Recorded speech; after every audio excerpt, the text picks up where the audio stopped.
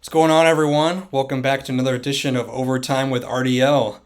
I am joined tonight by Cedar Creek head football and powerlifting head coach Jacob Angevine.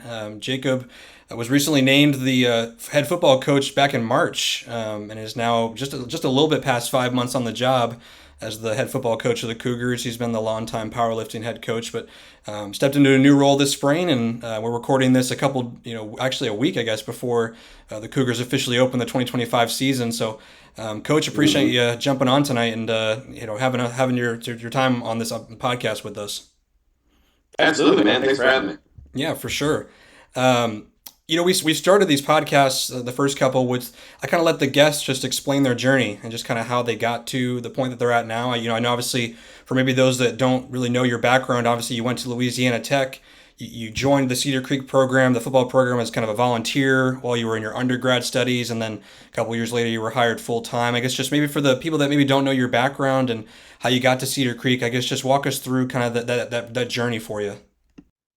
I started at Tech. I graduated from Cabot Street High School in the spring of 2014. Got to Tech in the fall of 14, and started off in business. And it was about Christmas time. Started drawing plays in my business 110 notebook. Clearly wasn't paying attention to that class, and so I went back home and I talked to my head football coach Richard Larry, who actually ended up passing away in 2015, or May 2015. And I asked him, I was like, look, this is the business thing. Want to own a food truck. It's not my thing right now. Something was just, calling me back to football. And I said, I want to get into teaching or teaching and coaching. And so he, told me how I need to go about changing my major. And it was actually, it was weird because he actually tried to get me on with Brad Laird at Ruston in the fall of 15, and of course he ended up passing away in May. And so when Brian Spolvito, who is now Captain Street's principal, he took over as the head football coach that year. His offensive coordinator, Corey Brotherton, who had just come over as the head coach of Plain Dealing, he told me, he's like, look, man, if you're not going to transfer, because I'd come back to help out the freshmen that summer at Cabot Street, he said, look, man, if you're not going to transfer back home, I said, you need to keep doing this because you gotta act for it. So Coy called up Ben Haddix, who was at Cedar Creek at the time, and he said, hey, man, we got a guy over here. He's a good one, and we can't convince him to stay at Shreveport, so you need to give him a shot. So Ben called me in, and 10 years later, here I am. I've worked under a couple different head coaches, and then of course the powerlifting took off in 2019, which was a crazy story in that as well. I didn't do powerlifting in high school. We didn't have it at Cabin Street, but I've always had like an interest in strength training, and so just getting to learn from guys like Jeremy Manny and Joe Ryan, and even Mark Ware. Mark Ware wasn't a powerlifting coach per se, but he was he helped out with the strength program at Haynesville. So just getting to learn from those guys and hear about their experiences, it helped develop my career, and it helped me develop all the philosophies that I have about being in the weight room, things like that. So it's been a ride for sure.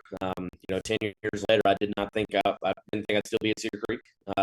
But the green and gold I had it in high school, I have it now, and I don't see me wearing anything else different. Cedar Creek it's home to me and always will be. You mentioned right there, obviously not coming from the powerlifting background and things like that. I guess, do you kind of have an idea of maybe where like the interest like initially started of like why you kind of were always fascinated with the sport and strength training and things like that? Do you have kind of a moment that kind of stands out that kind of sparked the interest, or? Not really. I mean, it was more of I liked the idea of helping out in the weight room at Cabin Sharif, and just helping athletes get better with their technique, things like that. And so I guess maybe that's what sparked it. I didn't really leave the weight room, for the freshmen at Cabin Sharif, but it was just an interest of mine, saying, okay, how do I get this athlete to be stronger? How do I get him to be faster? And then Josh Williford, he was the head coach in 2018, and I joined him as an assistant going into that year. Well, in at midterm, he left for Parker's Chapel, so it was me and Charles Scott who kind of split the responsibilities going into that 2019 state year. And Delhi had a great team that year.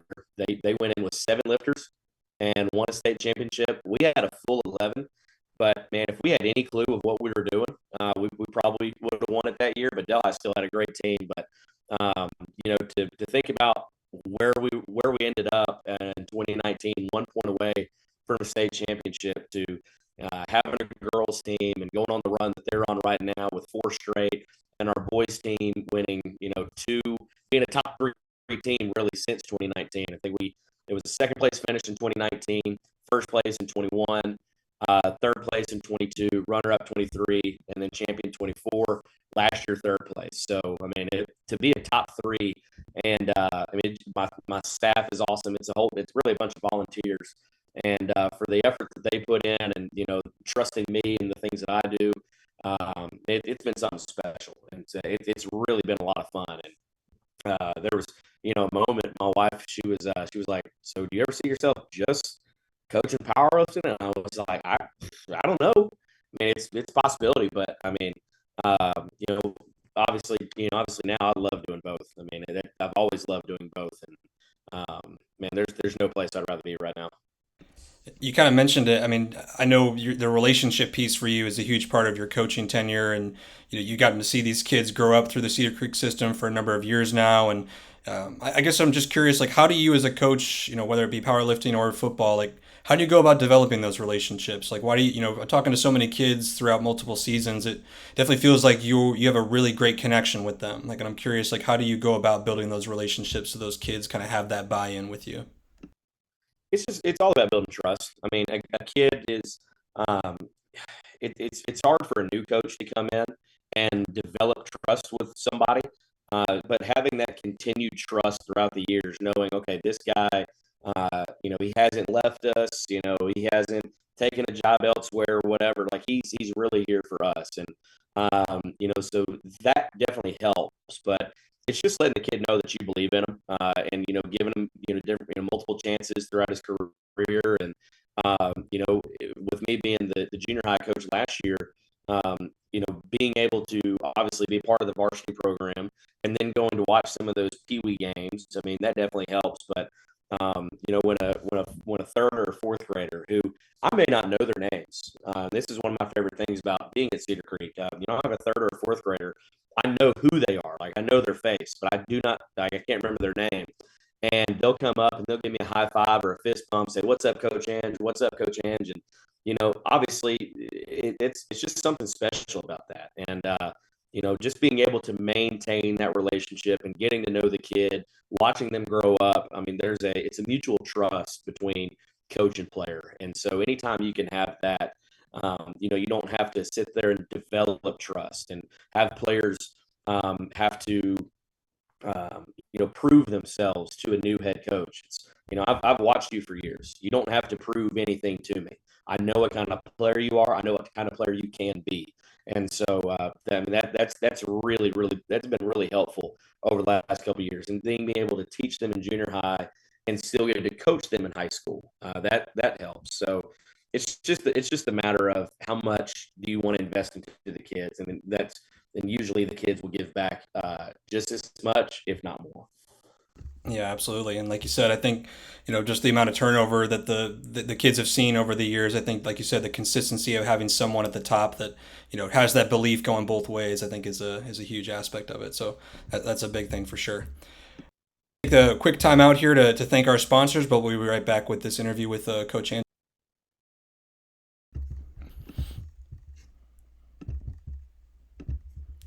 This portion of Overtime with RDL is sponsored by Southern Classic Chicken, proudly supporting local athletes. Southern Classic Chicken is the winner of the 2024 and 2025 Best of Lincoln Parish Award for Best Chicken. Located at 1010 East Georgia Avenue in Ruston, serving the best, most delicious fried chicken and sides in Louisiana for more than 35 years. With chicken so good, it's wrong. Southern Classic Chicken. We're back here with Coach Angevine. We kind of end the back half of these interviews. I just kind of like doing some icebreaker, kind of some fun questions, just kind of getting to know the Sure. personality of Yeah. our coaches. And I know kind of it can be easy to just kind of think like I'm only here to talk about my sport or my team and things like that. But kind of the point of this podcast, frankly, was just to let people in on kind of some of the background and some of the fun things that either the athletes or coaches in this area like to do. So, like you mentioned, you obviously been in Ruston for a long period of time. You know this area really well. I'm curious, what are some spots that maybe you feel like you've seen over the years, maybe Oh restaurants or just man. areas that you like to go to that are kind of some of the underrated gems, if you will, in Ruston? Well, I'll say this, and one of my best friends who was in Ruston with me for the longest time, he actually lives in Denham Springs now.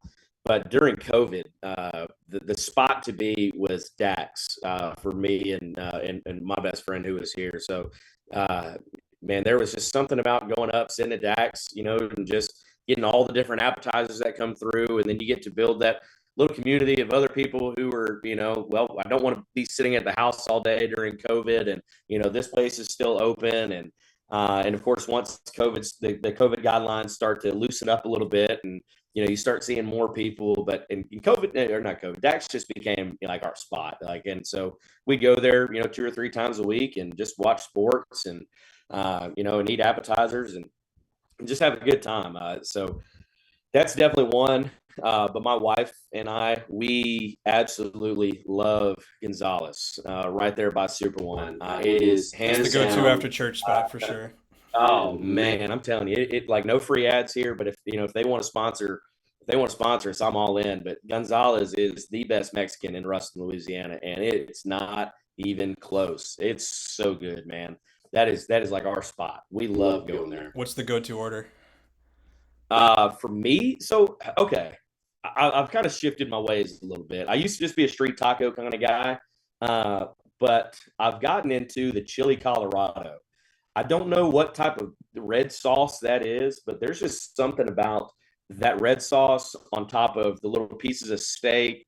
Man, it's good. My wife, of course, she loves the Ares Gonzalez. Then she likes to mix it up with the with either the chicken or the steak. Sometimes she'll get fancy and get the shrimp, especially during Lent. But man, it's that place is so good. It's our favorite spot. I think if depending on what happens with the rain this Friday, we're thinking about going to watch some of the games at Bayou Jam. But if it's going to be raining, we may just end up going to Gonzalez, having ourselves a little date night. Man, it's fantastic.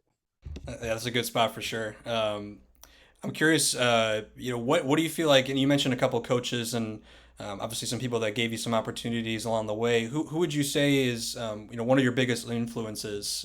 Maybe just not maybe just even outside of coaching, I guess just in your life in general. Who do you feel like has poured into the most in your life? Uh, for sure. I mean, obviously, Ben Haddix has been great to me ever since I got to Cedar Creek. Even when he stepped away from coaching and he knew that I was going to be able to coach his kids. And so, like last year, he got to coach Aiden, who was a seventh grader. This year, he's an eighth grader.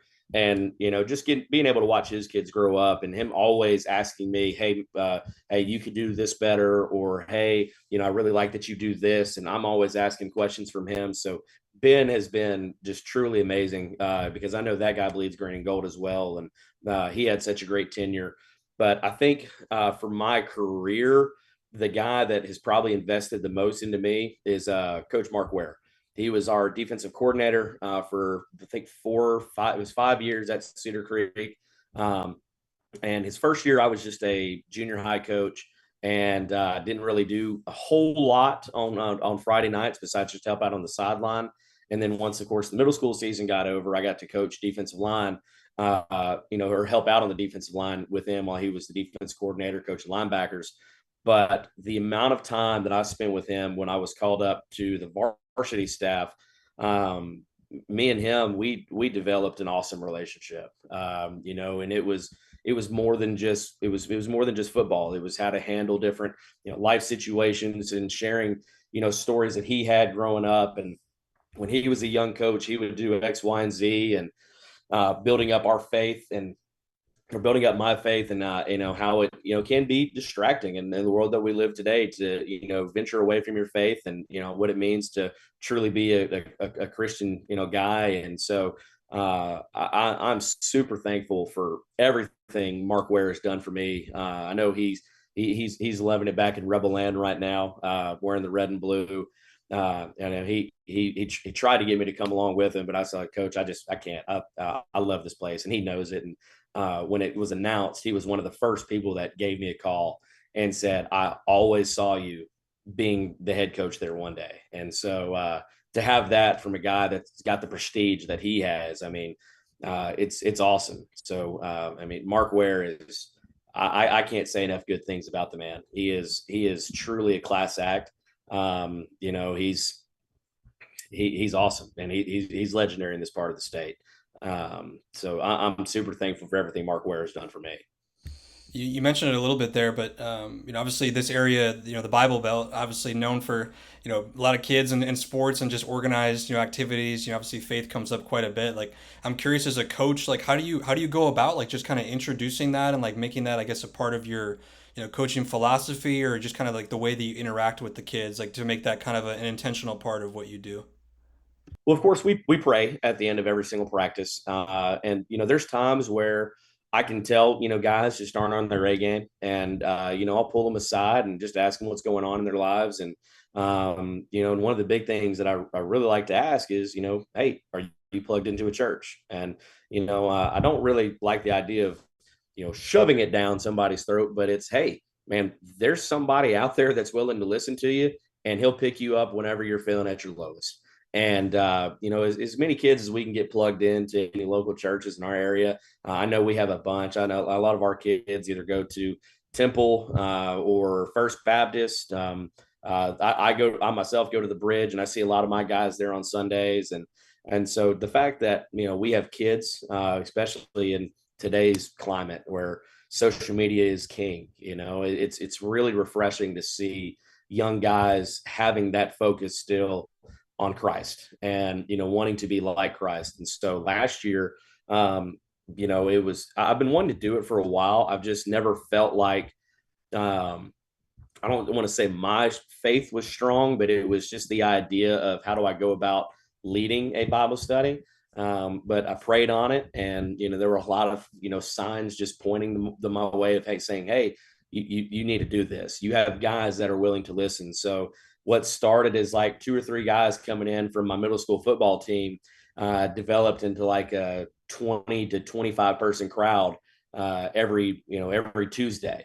And and we would, even when we would end our lessons, they would say, so what do we read next? And I'm asking them, I said, well, is there anything that y'all heard in church that y'all want to talk about? What's going on in y'all's lives? And so just being able to get kids plugged in, and know that there is a God that loves them, and that they are not alone in situations that they may feel like they're at rock bottom and nobody can help them.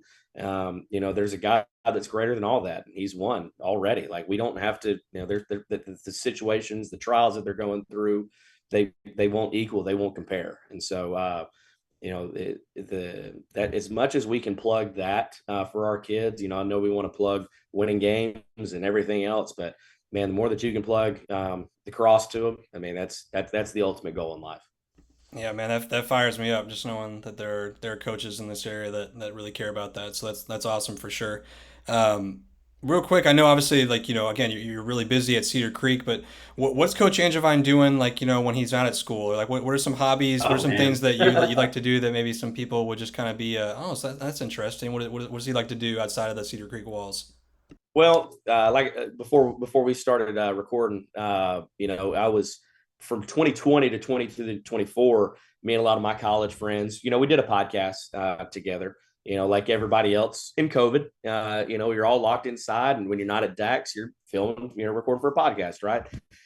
So we did that, and but recently, and my wife kind of hates it just because it's a bit of an expensive hobby.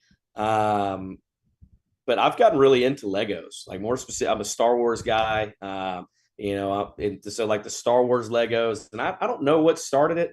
It was crazy. I guess it was I was doing a rewatch of all the Star Wars movies after we went to Disney World this past summer for our anniversary, and I don't know, it was just something about like I was watching the movies, and then I see a TikTok that come. TikTok's dangerous, man. Like there was an ad that popped up, or like about Star Wars Legos, and I was like, dang, that's pretty cool. And so I bought one, and one turned into like 11 other sets in a span of a month and a half. My wife got real upset with it. She's like, "Do you know how much those are?" And I'm like, "Yeah, but look how cool they are." So got real into that, and obviously that slowed down now that the season's here. But still, I still get TikToks, and I still like to see what's coming out. So I'll buy them when things don't get as busy. But yeah, that's a little fun fact, man. I'm all about Legos. I'm all about just building stuff, and it's a lot of fun. Man, you're speaking of my childhood right there. I mean, my mom is probably listening to this. I mean, the amount that she spent on Legos, probably like basically right up until I started high school, was just. I mean, I would love to see the credit card statement of just how that turned out. Right. Um, last one for you here before I let you go. Obviously, like I mentioned, we're recording this, about a week before, the Cougars kick off their football season. Obviously, by the time this comes out, you guys will have already played your first game. But I guess, we've talked about it a lot in this offseason about kind of changing the narrative and just kind of there's new energy in this program. I guess, like, what's your message to Cougar fans and maybe just frankly, I guess, just those in Lincoln Parish that, are going to have some free Friday nights and would, maybe have some time to come out and see you guys play. What's your message to them as we close here? Well, I can say this: you're definitely going to see a product on the field that people are going to be proud of, and that was my whole thing. Is especially with the powerlifting, I want to build a product. If it's going to have my name on it, I want people to be proud of it. I especially want to be proud of it, and that's something I've always gotten from my grandfather. Growing up, living with my grandparents, and and being raised by a single mom. It's like, hey, whatever you do, you got to give it your all. You got to give it your all, and if you have your name on it, everybody else knows that your name is on it. And so, with the powerlifting program, and obviously with the football program now, I told the kids, I said, I want the CCs not only to mean Cedar Creek, but I want it to be something deeper. I want it to be consistent. We've had a lot of turnover. I think I'm the fifth or sixth head coach, whatever, since 2020. And, like these seniors, I'm their fifth head coach in 4 years, or fourth head coach, whatever the math is on that. But it's that you can't build a program like that. And I don't see myself, ever leaving Cedar Creek. Cedar Creek is home to me. My wife's from Monroe, but she loves living, in Shudrint and the Cedar Creek and the green and gold. And thinks she's already got an outfit plan that's, says Cedar Creek cheerleader on it, and or a little Cedar Creek cheerleading outfit ready to go. So I want something to be consistent. I want the kids to know that there's a guy there that is there for us, and wants to build something special. And the other C being contagious. I want everybody to be a part of it. Whenever I got named the head coach, I didn't just call the football players in. I wanted to call everybody in. I said, look, guys, I've been here. I go to the baseball games. I go to the basketball games. I keep up with what y'all are doing in track and cross country. Whatever y'all are doing, I'm there for you. So what I'm asking is to try it out, give it a shot. It may not be football, may not be your thing, but if you want to come, hold water bottles on the sideline, I'll get you a polo. And I'll get you some nice coaching shoes. If you want to go, hold a camera and film practice or film games, be a part of it. I want it to be something that is consistent and contagious. And really for all of Cougar Nation, I want people to get involved. I want people to be invested because the kids deserve it. The kids deserve 4 years of great memories. That's what, I know football coaches talk all the time, is like, those are the times we don't get back. And so here we are giving back to it. So the best atmosphere that I can give, or, at least, promote out there for our kids is what I want to do. So I just want to build something that's consistent, contagious, and, Cougar Nation, I'm telling you, it's going to be exciting. And if you're not on the bandwagon now, we are accepting new patrons and new passengers. But get on in, man. It's going to be a lot of fun. Yeah, and I think like you mentioned, I think you guys got 6 home games this year as well. So there's definitely a lot of Absolutely. opportunities to come see you guys play for sure. Um, well, Coach, this was great. I appreciate you hopping on here tonight, and Absolutely, I man. know Thanks for fans. having me. Yeah, absolutely. I know fans got to learn a little bit more about you, and like you said, there's still plenty of opportunities to come watch you guys play this year. And then obviously when powerlifting season comes around later this year, be some more opportunities to watch you guys perform as well. So appreciate you jumping on tonight. Absolutely, man. Appreciate you for having me.